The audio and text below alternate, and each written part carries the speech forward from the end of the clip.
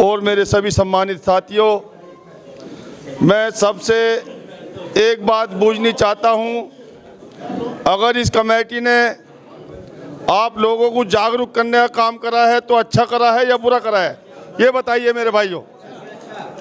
अगर इस कमेटी ने आप लोगों को जागरूक करने का काम किया है तो अच्छा किया है, बुरा किया है, ये बताइए।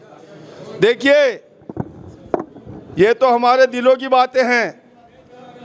हम अपने दिलों से ही इस काम को हमने बढ़ाया है, इस काम को हम घटा सकते हैं मेरे भाइयों। किसी पे थोपने की जरूरत नहीं है।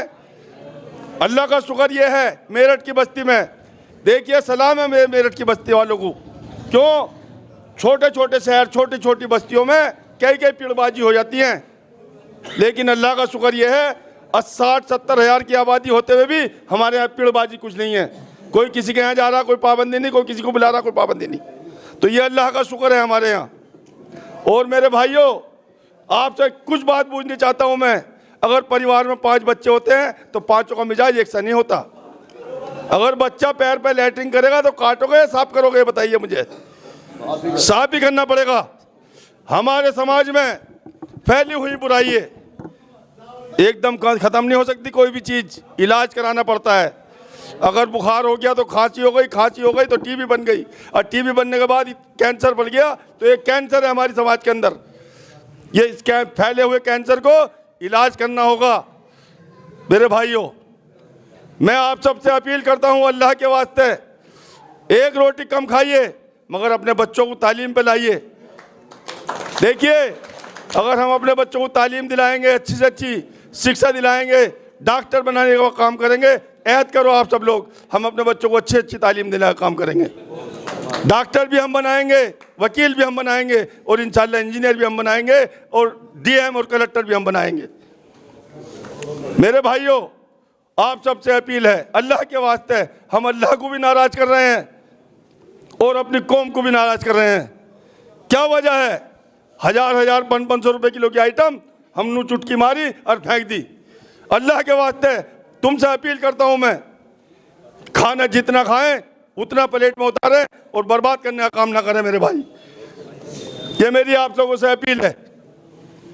देखिए, आहिस्ता आहिस्ता ही अगर एकदम लेके ऑपरेशन करने लगे डॉक्टर तो बहुत सारे जनाजे निकल जाएंगे। डॉक्टर भी पहले सुन करेगा, उसके बाद इंजेक्शन लगा के जब ऑपरेशन करने का काम करेगा। तो मेरे भाइयों, अगर ये हमारा परिवार बैठा है, सब परिवार के एक बड़े आदमी की एक बात आप मानने लगो, कल को 4 बात बनवा लोगे, परसों को 6 बात बनवा लोगे, फिर 10 बात बनने लगेंगी। अगर हम एकदम ही ऐलान जारी कर दें कि इस तरह से काम नहीं, इस तरह से होगा, तो सिवाय बिगाड़ के फायदा नहीं हो सकता मेरे भाइयों। आपसे अपील है, अल्लाह के वास्ते, अल्लाह की रजा के लिए इस कौम का बिगाड़ कम कर दो और अपने बच्चों को तालीम दिलाने का काम करो। कोई कहता है बिदा बंद, कोई कहता है अल्लाह ताला ने बनाई है ऊंच नीच। अगर सारे मालदारी होते तो एक दूसरे का काम नहीं होता, सब अपने अपने घरों में बैठे रहते। ये अल्लाह ताला ने सीढ़ी के डंडे बनाए हैं।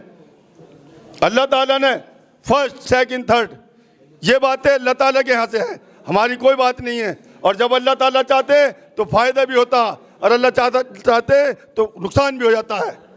करोड़ों करोड़ों रुपये कमाते लोग, पता लगा सोना ले लिया, मट्टी हो गई, मट्टी ले ली, सोना बन गया।